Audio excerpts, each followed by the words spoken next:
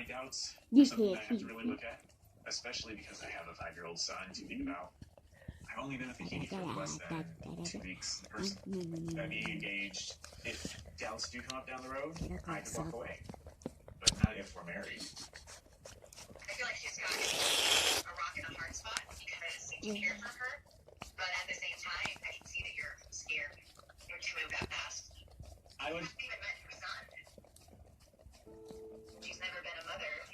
That's a huge commitment.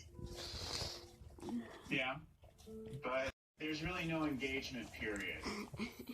So once tomorrow happens, we'd actually be married. Whoa, that's super fast.